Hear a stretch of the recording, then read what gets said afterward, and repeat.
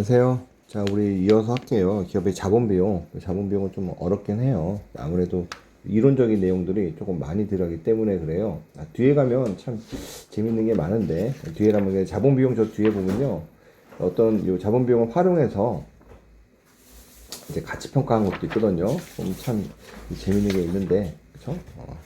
보죠. 자본 비용이라는 건요. 이 자산을 사기 위해 이제 기업이 돈을 조달하는데 그 조달 비용을 얘기해요. 그러면 크게 보면 요 부채 전체가, 그다음에 여기 이제 자기 자본 있잖아요. 근데 부채하고 요 자기 자본은 좀 성격이 달라요. 그래서 요 좀 구분해서 우리가 계산하는데, 이 부채에도 보면요, 운전 부채라는 게 있고요. 요 차입금 사채처럼요, 어떤 장기성 자금 조달 성격의 부채가 있어요. 그래서 우리가 여기서 말하는 자본 비용은요, 이런 운전 부채에 대해서는 별도의 자본 비용을 계산하지 않아요. 왜냐면 운전 부채는 일반적인 어떤 상거래에서 발생하는 부채이기 때문에요. 얘를 보고 어떤 자금의 조달을 위해서 우리가 이제 뭐랄까 부채가 생겼다 그러지 않거든요. 예를 들어 대표적인 운전 부채가 이제 매입 채무 같은 거잖아요. 그럼 내가 저 월로 볼게요. 월. 그러니까 1년이 12개월이잖아요. 12개월이고, 그럼 내가 유통업자예요.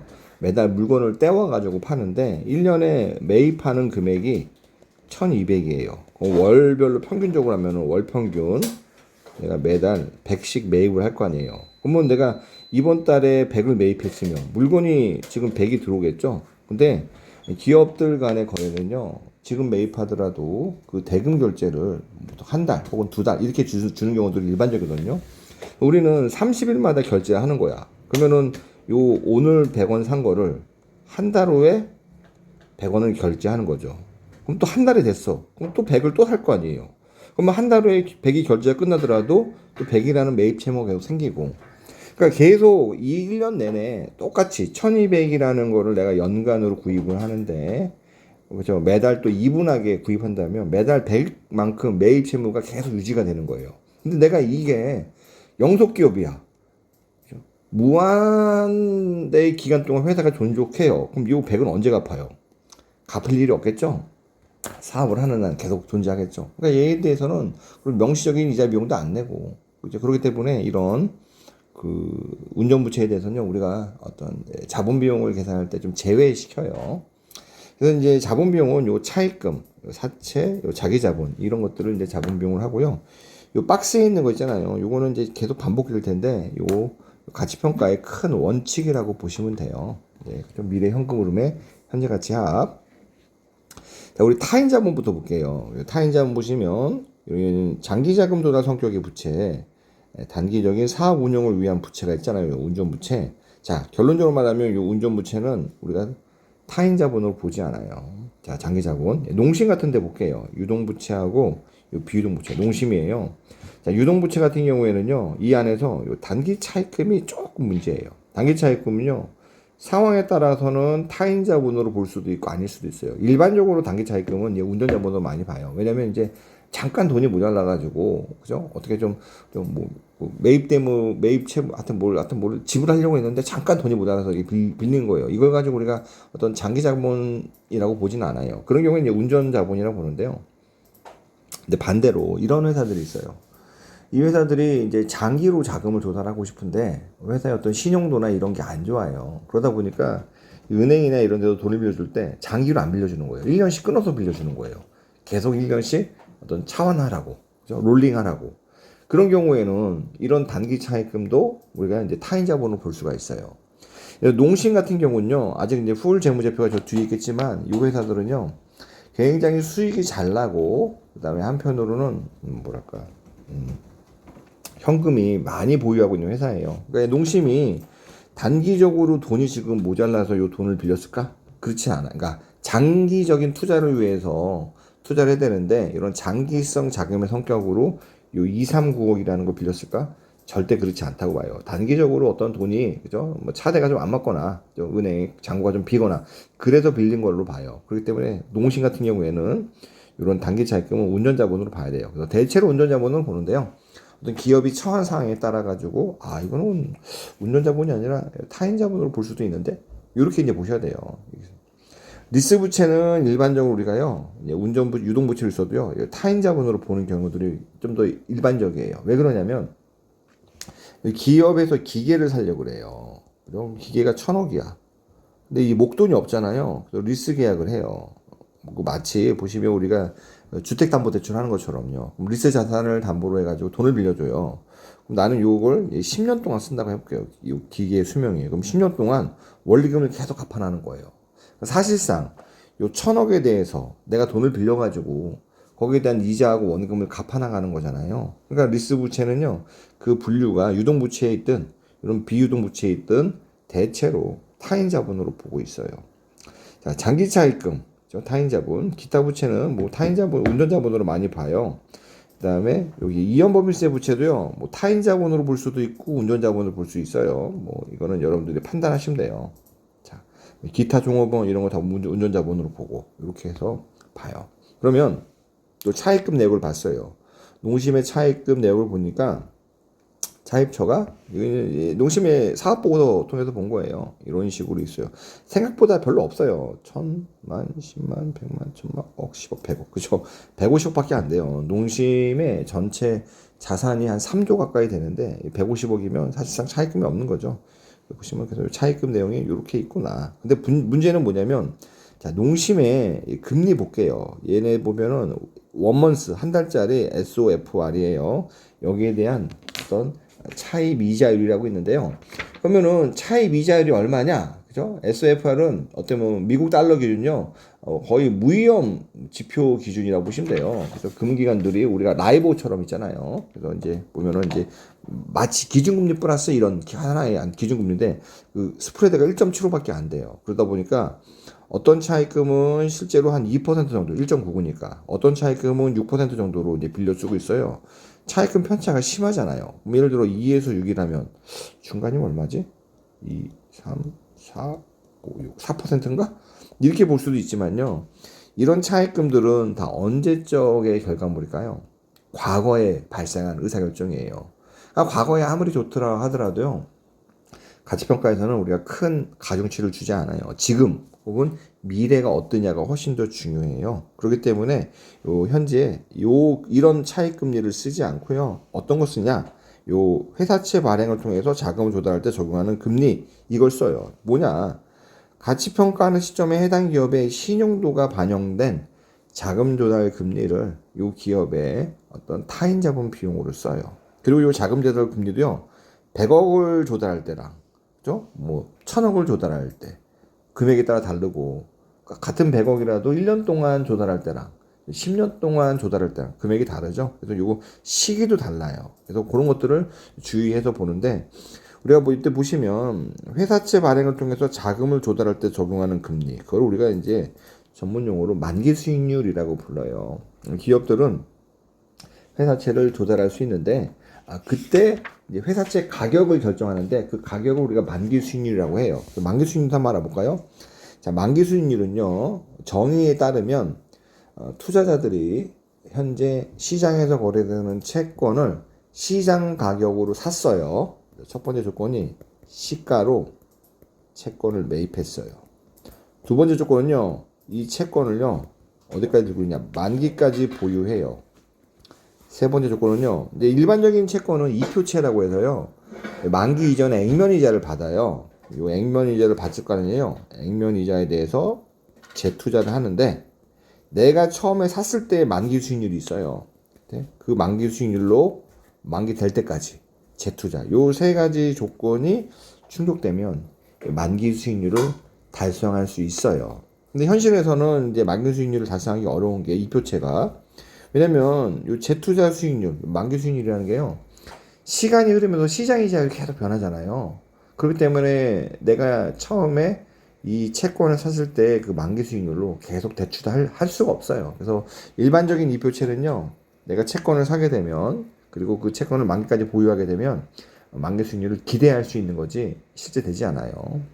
그리고 또 이 전제 조건에는 뭐가 있냐면, 채권 발행자가 채무불이행 위험이 없다라고 보는 거예요. 채무불이행 위험이 있으면요, 원리금 못 갚는 거죠. 배째라. 그럼 만기 수익률이 달성이 안 되는 거죠. 자, 그래서 이런 내용들이고, 그래서 이렇게 이제 채권의 가격을 계산하는데 밑에 있는 요 할인율을 우리가 이때 만기 수익률이라고 그래요. 예제에서 한번 보시면 요 할인율을 뭐냐면 IRR랑 똑같아요. 내부 수익률이라는 개념하고요. 보시면 만기 3년 액면가 10,000원, 연단위 후급을 지급하는 액면이자 5%이 표체예요. 현재 가격이 9,200원이래요. 만기 수익률은요. 9,200원. 1년 후에 얘 500원 받을 거 아니에요. 2년 후에 500원 받을 거고. 만기 3년이니까 3년 후에는요. 채권이니까 원금하고 이자를 받겠죠? 1,500원이에요. 그러면 요 받는 돈, 미래 현금흐름이잖아요. 얘하고 현재 채권 가격을, 그러니까 이 미래 현금흐름의 현재 가치하고 현재 채권 가격을 일치시켜주는 할인율을 우리가 만기 수익률, 다른 말로 그게 IRR, 내부 수익률, 이렇게 계산해요. 그럼 이게 벌써 3차식이잖아요. 손으로 계산하지 않고요. 엑셀에 IRR 함수가 있어요. 이렇게 그걸 가지고 계산하면 8.1. 만약에 어떤 기업이 이런 형태로 채권 발행했다. 아, 이거는 그죠? 채권 투자자는 8.1%, 연 8.1%의 수익을 기대할 수 있고, 그 얘기는 채권을 발행한 사람은 투자자한테 연 8.1%의 수익을 제공하니까 채권을 발행한, 즉 자금을 조달한 기업은 그 8.1%로 내가 자금을 빌려 쓰는 것과 같은 맥락이다, 이렇게 보는 거죠. 그래서 요 이자율 기간 구조라는 걸 좀 알아야 돼요. 이제 뭐냐면 이자율 기간 구조는요. 이렇게 볼게요. 모든 게 동일한데요. 여기 T라고 해서 만기라고 써요. 터미널, 그쵸? 만기라고 할게요. 그 다음에 요 이자율이에요. 금리. 그러면요. 우리가 보통 생각하는 건요. 이렇게 예상을 해요. 뭐냐. 만기가 길수록, 그러니까 똑같은 발행 주체가 똑같은 조건으로 발행하는데 만기만 다르는 거예요. 대표적으로 국채라고 해볼게요. 국채가 발행하는데 발행 주체가 국채 정부니까 액면이자리나 모든 게 다 똑같아요. 근데 어떤 건 1년짜리 만기, 어떤 건 10년짜리, 어떤 건 20년짜리 이렇게 발행하면 우리는 일반적으로 야, 1년 동안 내가 투자하면 그죠? 이때는 예를 들어 5%면 10년 만기 10년이면 좀 높은 거 아니야? 예를 들어 6.5. 만기 20년이면 한 7% 이렇게 높아지겠지. 그래서 이게 1번처럼 기대를 해요. 즉 모든 조건이 동일할 때 만기가 길어지면 이러한 채권을 매입한 투자자 입장에서는 좀 더 기대 수익률이 높지 않을까. 근데 현실에서는요. 1번도 관찰되고요. 2번 이게 평평한 거 2번도 관찰되고 이게 떨어지는 거로 3번도 관찰이 돼요. 그래서 제가 한번 봤어요. 만기별 국채 수익률. 그러니까 국채기 때문에 발행 조건이 똑같아요. 20년 만기. 그래서 11월 5일날 썼네. 보시면 이렇게 됐어요. 이건 낙타등이라고 하는데 이렇게 된 거죠. 이게 사실 떨어지는 이유가 여러 가지 있는데 보통 이렇게 굉장히 장기잖아요. 20년요. 그러니까 지금 단기적으로는 이렇게 돼 있지만 굉장히 장기적으로는 금리가 안정될 거다. 이런 것도 있고요. 이게 또 이 어떤 상태에서 이런 게 많이 나오면요. 경제가 좀 불안일 때요. 의도적으로 요 단기 금리를 낮추려고 하는 어떤 정책 기관들의 노력이 있어요. 대표적으로 우리 양적 완화 볼게요. QE라고 해가지고 양적 완화는 원래 전통적으로 이 중앙은행에서 이제 금융정책을 하는 게요. 기준금리를 가지고 하든가 통화안정증권이나 이런 것들을 발행하든가 또 뭐가 있지? 그다음에 그죠 지급 준비율 이런 것들을 가지고 하는데요. 이 QE 양적 완화는 어떤 전통적인 건 아니에요. 왜냐면은 이제 얘는 뭐라냐면 회사채 쉽게 말하면 뭐 MBS 같이 위험이 있는 기업들이 발행하는 채권을 막 사는 거예요. 얘를 막 매입을 해. 단기채를 매입해봐요. 그럼 어떻게 되죠? 단기채의 가격이 올라가요. 채권 가격이 올라간다는 건요, 채권의 기대 수익률이 떨어진다는 얘기예요. 이런 식으로 이렇게 단기적으로 요 금리를 좀 낮추기 위해서 그렇게 하는 경우들도 있어요. 보통은 요 회사채나 이런 거 하려면요, 얘네들은 사실 장기 금리를 낮추려고 하는 거거든요. 장기 금리가 낮춰져야지 기업들이 장기 투자를 할 수가 있어요. 그래서 이런 경우에는 보통 이제 어떤 기준금리처럼 단기적인 금리를 억지로 낮게 가져가면서 생기는 현상이라고 볼 수 있어요. 이건 워낙 설명하는 이론들이 다양하기 때문에 어떤 이론이 이게 맞다 항상 이렇게 볼 수는 없어요. 어쨌거나 보면은 우리가 대체로 예상을 하면요, 대체로 요 만기가 길어지면 채권에 대한 위험이 커지기 때문에 채무 불이행 위험이 가치 수익률이 올라가는 경향들이 있어요. 즉 1번이 좀 더 많이 관찰되는 거예요. 여기서 2번도 수평한 것도 관찰되고요. 그래서 이런 그 만기에 따른 이자율 변화가 어떻게 움직이냐를 이제 설명하려는 여러 이론들이 있어요. 그 중에 하나가 이제 불평기론, 불편 기대 이론, 유동성 선호 이론, 선호 영역 가설 이론, 시장 분할 가설 이랬어요. 불편 기대 이론은 뭐냐면 불편하잖아요. 이 불편이 여기서 보면 언바이어스, 내가 이제 어디에 편정하지 않는 거예요. 어떤 미래의 기대 이자율은요, 현재 이자율은 투자자들이 그 미래 기대 이자율이 얼마나 될까? 그 기대가 그대로 반영된다. 유동성 선호 이론은요, 불편 기대 이론에다가요, 알파를 더해주는 거예요. 뭐냐면 사람들은 지금 돈을 쓰고 싶어 해요, 다. 근데 장기에 투자한다는 거, 지금 쓰고 싶은 돈을 참고 내가 투자하는 거잖아요. 유동성을 희생해가지고. 그러니까 그 희생에 대한 대가는 당연히 지불해줘야 되지 않냐. 그게 바로 유동성 선호 이론이에요. 선호 영역 가설은요, 이제 만기별로 투자자들이 정해져 있어요. 만기 투자자들이. 단기 시장에서 이제 투자하는 사람들, 그다음에 장기 시장에서 투자하는 사람들. 그래서 그치만 그래서 이 각각의 시장별로 금리가 정해지는데, 예를 들어 뭐 단기를 내가 원래 투자하고 있어. 근데 장기채 보니까 굉장히 투자하면 돈 많이 벌겠네. 그럼 요 단기 투자하는 애들은 장기채로도 옮길 수 있고, 반면에 내가 원래 장기채를 좋아하는 애야. 근데 보니까 단기채 투자하면 돈 많이 벌겠네. 이렇게 옮길 수도 있다는 얘기예요. 시장 분할 가설은요, 단기하고 장기가 구분되어 있으면 법에 의해서 단기채 투자자는요, 무조건 단기 시장에서 투자해야 되고, 장기채 투자자 같은 경우에는 무조건 장기채에 투자해야 돼요. 그러다 보니까 각각의 어떤 요 만기 수익률이 단기 시장의 자금의 수요 공급, 장기 시장의 자금의 수요 공급에 의해서 결정된다. 이런 다양한 이론들이 있다라는 겁니다. 그래서 우리가 이제 결론적으로 아까 이제 신용등급이란 걸 얘기했잖아요. 신용등급은 보통 이렇게 해요. 우리가 회사채 신용등급은요, 여러 가지 있지만 전제 조건이 있어요. 무보증, 무담보. 진짜 그래야지만 자기 신용이죠. 이걸로 채권을 발행한다. 그 다음에 만기가 다를 거잖아요. 만기를 보통 5년 혹은 10년 이 정도 발행했을 때 그때 얻을 수 있는 등급이 있죠. 그 등급에 해당하는 발행 이율, 이 발행 이율을 우리가 만기 수익률이라고 해요. 그게 바로 지금 우리가 평가하려는 기업의 적정한 어떤 타인 자본 비용이다라는 거예요. 여러 가지가 있는데 여기 보시면 제가 이게 구분해 놓은 건요, 빨간색으로 해야겠다. 여기서부터 해서 요 위에는 있잖아요. 트리플 B까지. 얘네들은 우리가 투자 적적 등급이라고 해요. 여기서부터는 투자 부적적 등급이에요. 근데 문제는 얘네들이 참 위험해요. 위험하다는 게 뭐냐면, 어떤 애들이 이런 거죠. 예를 들어 뭐 CC 여기까지 갔어. 연이자율이 60%야. 신용등급 상에. 60%로 요 신용등급이 CC인 기업은 자금을 조달할 수 있을까요? 조달 못해요. 그죠? 여러분이 은행에서 돈 빌리는데 연금리 60%로 돈 빌리는 사람이 있어요? 수리적으로는 나올 수 있어요. 근데 현실에서 그런 거래는 일어나지 않아요. 그렇죠? 왜 그러냐? 이런 거래하는데 이런 사람한테는 돈 자체를 안 빌려주니까요. 수리적으로 나오지만 현실에서 발생할 수 없는 거래. 그러니까 아르헨티나나 이런 데 보면 가끔씩 모라토리움 하잖아요. 뭐 지금도 모르겠지만 아르헨티나 제가 이제 어떻게 봤을 때 기준금리가 한 60%, 70% 그래요. 그럼 아르헨티나 내에서 국채는 뭐 발행하겠죠. 근데 되게 잘 안 팔리겠죠. 근데 아르헨티나가 만약에 그 국채를 US 달러로 국제 시장에서 해외 시장에서 자금을 조달하려고 해요. 누가 그 아르헨티나 국채를 사겠어요? 안 사죠. 그리고 아무리 이자를 많이 주더라도 마치 이런 거예요. 여러분들이 어떤 모르는 사람이 돈을 빌려달라고 해요. 야, 너 나한테 100만 원만 빌려줘라 지금. 그러면 내가 내일 너한테 원금 100만 원하고 이자 100만 원을 같이 빌려줄게. 같이 줄게. 그럼 이자율이 100%잖아요. 하루 이자율이. 여러분들은 빌려주나요? 물론 빌려주겠죠. 그건 빌려주면 어떤 결과가 나오냐? 이 사람이요, 다음날 죽거나 다음날 어디 도망가거나 뭐 그렇죠. 떼어먹는 일. 워낙 다급하니까 그런 거예요. 그렇기 때문에요, 요 타인 자본 비용은 되게 무서운 게요, 어느 정도 신용 등급이 일정 수준 이상 내려가면요, 자금 조달 자체가 불가능해져요. 제가 봤을 때 그 신용 등급을 저는 요 B까지 봐요.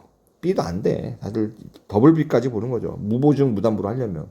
B까지 나오려면 요 담보 넣어야지, 담보 안 넣으면 힘들어요. 사실상. 자, 그런 이제 것들이 있어요. 그럼 예를 들어 우리가 보면 스타트업들 있잖아요. 조그만 회사들. 야, 걔네들은 미쳤다고 맨날 벤처 캐피탈에 목을 매냐. 은행 가서 돈 빌리면 되는데. 은행에서 돈 빌리면은 스타트업이 그죠? 적자예요. 아무리 담보를 내더라도 저 은행 입장에서 이거 언제 너네 이 담보를 내가 보면은 뻔히 스타트업이 돈을 못 갚을 거 알 거 아니에요. 왜냐면 돈을 갚는다는 거는 그 회사가 수익이 나가지고 돈을 갚아야 되는데 이 스타트업이 계속 적자야. 담보를 나한테 줬어. 빌딩을.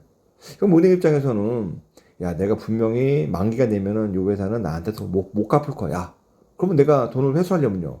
담보를 매각해야 돼요. 그 담보 매각하려면 귀찮단 말이에요. 그죠? 담보 평가도 해야 되고, 경매도 해야 되고, 이것저것. 그리고 그 당보에 대해서 내가 선취하려면 여러 가지 법적인 절차도 해야 되고, 복잡해요. 그러니까 돈 빌려주지 말자. 그러니까 스타트업 같은 경우에는요, 신용등급이 CC가 나오든, C가 나오든, D가 나오든, 의미가 없는 거죠. 이걸로 조달 자체를 못하니까. 그런 걸 좀 이제 같이 보셔야 돼요. 보시면 신용등급별 금리 그래서 어떤 식으로 하냐 우리가 만약에 농심이다 농심 같은 경우가 AA였다 그러면은 AA에 해당하는 금리예요 5년 만기 기준인 거죠 그러니까 예를 들어 2024년 제가 요거 쓸 때가 11월 6일이에요 11월 6일 날 AA가 3.47이잖아요 아 신용등급 AA인 이런 기업이 5년 만기로 회사채를 발행하면 3.47% 정도의 금리로 자금을 조달할 수 있겠네 이렇게 보는 거죠. 야 신기하죠. 금리가 점점 떨어지고 있어요. 기준금리를 낮춰서 그런 게 아닌가 싶어요. 자 그래서 이제 채권 수익률 보시면 우리가 여기까지는 이제 무위험이자율이라고 해요. 무위험. 세상에 이제 무위험이자율은 없지만 채무 불이행 위험이 없는 자산에 대한 이자율을 무위험이자율이라고 그러고 이런 무위험이자율은 일반적으로 우리가 실무에서는요 국채 수익률 그러니까 즉 정부에서 한 5년 혹은 10년 만기 국고채를 발행했을 때 그때 만기 수익률은 이제 무위험이자율로 해요. 거기다가 약속 이율까지 있는데 약속 이율은요. 기본적인 채무 불이행 위험은 누구나 다 있잖아요. 그거 외에다가 기타 위험 프리미엄, 유동성 위험, 뭐 환율 위험, 채권은 진짜 조건을 넣기에 따라서 워낙 달라지기 때문에 그런 것들을 다 감안한 위험 그런 거예요. 근데 사실 우리가 약속 이자율까지는 어렵죠. 기대 수익률까지만 얘기하는 거죠. 얘네들은 그냥 기대 수익률이다라고 하는 거죠. 그러니까 이 신용등급이나 이런 것들, 그죠? 타인자본 비용은 이 기준금리를 어떻게 가져가냐 이런 거에 따라서 굉장히 달라져요. 그래서 지금 시점에서 내가 농심이라는 회사를 가치 평가한다고 해볼게요. 농심의 타인자본 비용을 지금 계산했어요. 그럼 이 타인자본 비용이 영원히 불멸이냐? 시간에 따라서 또 계속 변한단 말이에요. 그래서 중간에 한번 가치 평가를 해놨으면요, 이걸 업데이트하는 게 필요해요. 자, 신용등급 간 수익률 차이라는 게 있어요. 얘는 뭐냐면 우리가 얘네 그 AA잖아요. 보시면 국채 수익률하고 신용등급별 수익률이에요. 이 트리플 A라는 0.38이잖아요. 그러니까 만기가 지금 5년으로 제가 했거든요. 5년 만기 국채하고요. 5년 만기 회사채 수익률 차이 0.38 되게 낮죠. 자, 5년 만기 국채하고 더블 A의 신용등급 차이 0.54예요. 그다음에 5년 만기 국채하고요. 싱글 A의 신용등급 1.71 어떻게 돼요? 기하급수적으로 올라가죠. 더블 B까지. 싱글 B는요 이렇게 올라갈 거란 말이에요 얘네들은. 그래서 우리가 일반적으로 이렇게 그 CAPM이나 이런 데서는요 위험하고 수익률이 직선의 관계를 하는데 이 채권이 실제로는 이런 식으로 특히 신용등 같은 경우에는 신용 경색이라는 게 존재하기 때문에요 이렇게 좀 곡선의 관계를 갖는 경우들이 조금 더 일반적이에요. 자 세금 효과도 반영해야 된다. 이게 뭐냐면 이제 남의 돈을 이제 빌리면 기업 입장에서 뭘 해야 되냐 이자 비용을 줘요. 근데 이자 비용을 주면요 기업 전체적인 입장에서는요 우리 여기서 이제 전제 조건이요 기업의 주인을 누구라고 하냐 지금 주주도 있고 채권자인데 여기서 저희는 지금 주주하고 채권자 전체를 기업의 주인이라고 지금 암묵적으로 가정한 거예요. 자 그러다 보니까 예를 들어 영업이익이 100 나왔어요. 영업이익 회사 영업이익이 100 나오면은 주주한테 50을 주든 채권자한테 50을 주든 이렇게 주는 거 1번 케이스. 2번 케이스 영업이익이 100 나왔는데요 주주한테 40 채권자한테 50이라고 하면은 영업이익 100 나왔는데요 주주한테 그죠 30을 주고 채권자한테 60으로 줘요. 그러면은 기업 가치는 누가 더 커요? 두 번째가 커요. 왜냐면 얘는 주주하고 채권자가 다 가져가시는 게 90이잖아요. 얘는 주주하고 채권자가 다 가져가는 게 95죠. 어차피 누가 가져갔든 기업의 주인들이 가져가는 돈이 크면 클수록 기업 가치는 크게 돼요. 물론 그 안에서 채권자가 더 많이 가져가냐, 주주가 더 많이 가냐에 따라서 이제 주주 가치에 이제 갈리긴 하지만 기업 전체로 보면 그래요. 근데 타인 자본을 쓰면요. 어떤 효과가 있냐면 두 가지 예를 볼게요. A하고 B 기업은요. 다 같아요. 모든 게 같은데 차이가 있다면 A 기업은 이자를 남의 돈을 쓰고 있어요. 그래서 이자를 50 내요. B 기업은 0이 남의 돈 안 쓰는 거예요. 쉽게 보면은 A 기업은 부채 기업. B 기업은 무부채 기업이라고 해요. 자, 그러면 이제 둘 다 세전이익이 150이고 얘는 200이고 법인세율이 둘 다 똑같아. 20%. 얘는 30을 내고 40이에요. 그럼 당기순이익이 120, 160이죠. 자, 그러면 A 기업의 채권자의 몫은 누구예요? 채권자는 얘를 가져가죠. 얘가 뭐냐? 자기 이자 수익. 주주는요. 100% 배당한다면 120 가져가요. 그럼 주주하고 채권자는 170이 가져가죠.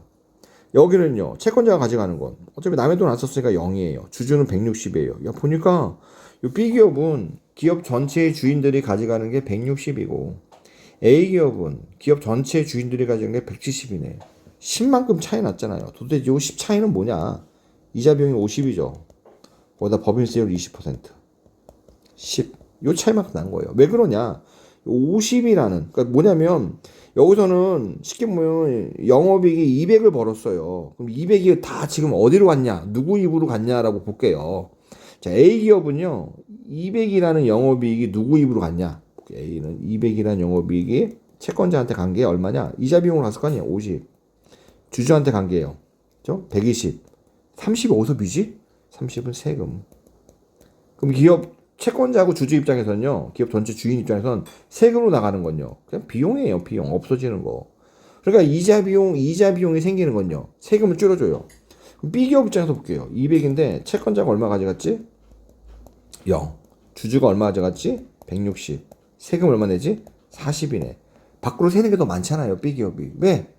이자 비용이라는 게 없으니까. 그래서 이자 비용은 이런 법인세를 줄여주는 효과가 있어요. 그러니까 우리가 남의 돈을 쓸 때, 남의 돈의 비용은 이러한 법인세 절세 효과까지도 감안해야 된다. 그래가지고 이렇게 써요. 이렇게. 그럼 얘는 그렇죠? 이렇게 여기 법인세율. 근데 이때 문제가 뭐냐면 이 법인세율이요. 실무적으로 두 가지가 있어요. 하나는 한계 법인세율하고요.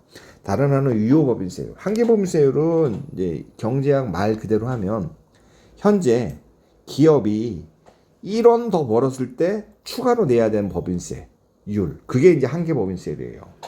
유효 법인세율이랑 다른 게요. 유효 법인세는 기업이 실질적으로 부담하는 거. 왜냐면 기업들은 이제 어떤 일이 있냐면 과세 표준을 만들잖아요. 뭐 중에 소득공제도 생기고 뭐 예를 들어 수도권 바깥에다가 공장 지었다.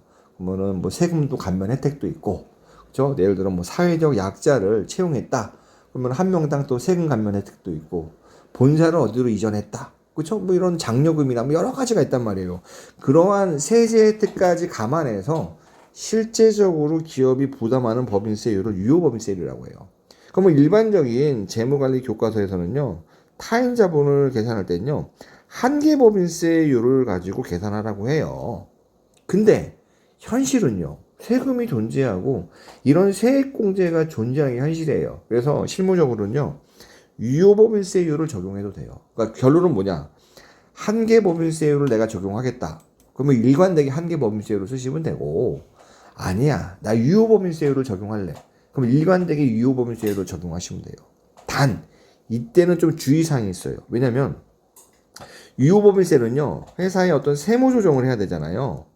네, 회계이익하고요. 우리가 말하는 법인세하고는요. 좀 접근 방법이 달라요. 회계이익은요. 어떤 발생주의에 따라 가지고 우리가 수익 비용을 인식해요. 얘는요. 주로 현금주의예요. 그리고 조금 더 알면 얘는 순자산 증가설이라고 하고 해서 작년 대비 올해 순자산이 증가했다. 그만큼 기업이 이익 났다고 보는 거예요. 그러다 보니까 두 그 회계와 법인세 간의 시점을 좀 달리 가요. 그러다 보니까 어떤 특정 연도는 막 세금을 너무 조금 내. 어떤 특정 연도는 세금을 너무 많이 내. 그러다 보니까 유효법인세는요. 연도별 편차가 커요. 그러다 보니까 유효법인세를 내가 쓰겠다 그러면요. 보통 5년을 하나의 기간으로 보고 5년 평균 법인세율을 계산해가지고 그거를 유효법인세로 쓰는 게 조금 더 합리적이에요. 뒤에 뭐 예제 나오니까 그때 볼게요. 여기는 이제 과세 표준에 따른 법인세율이기 때문에요. 얘는 그냥 한계 법인세율로 보셔도 돼요. 생각보다 세금 적게 내요. 그죠? 우리 소득세는 얼마큼 내죠? 제 기억에 6%부터 내나? 6에서 45%? 그죠? 야, 그러면은 3천원인데. 아, 그죠? 법인세는 좀 적게 내는 편이죠. 자, 보시면 타인자본 비용 계산 SK텔레콤 해볼게요. 저 개인적으로 SK텔레콤 좋아해요. 최근에 뭐 이런 안 좋은 일들이 일어났긴 하지만 기본적으로 저는 SK텔레콤을 참 좋아해요. SK텔레콤의 그 장기 차입금 현황을 봤어요. 아무래도 회사가 크다 보니까 미즈호 일본에서도 돈을 빌렸고 DBS가 제가 알기로는 싱가포르에 있는 어떤 산업은행 같은데 하여튼 빌렸어요. 농협에서 산업은행에서 보면 유동 비유동 있어요. 막 있어. 뭐 장기 차입금 유동성 대체 뭐 많아요. 그래서 이제 당반기 말 보시면 총액이 341844예요. 그 중에서 유동이라는 거는 이제 원래는 장기성 부채였는데요. 이게 상환 일자가 다가오면서 분류상 유동 부채를 하는 거예요. 비유동 얼마죠? 100만, 1000만, 10억, 100억, 1000억. 그쵸. 아, 차입금이 한 2천억밖에 안 되네요. 진짜 조금 쓰네요. 이렇게 조금 쓰네요. 그래서 SKT 법인세율을 저는 뭘로 하려면은 한계 법인세율을 한번 보려고 그래요. 그래서 그죠? 23년, 22, 과거 5년 동안의 세전이익하고 법인세. 그럼 요거 총액이잖아요. 총액으로 나누면 23.4. 이렇게 해도 이것도 한계 법인세율. 혹은 평균으로 해도 그냥 23.8. 큰 차이가 안 나죠. 이 정도 가지고 뭐 우리가 유의미한 가치평가 결과를 가져오진 않아요.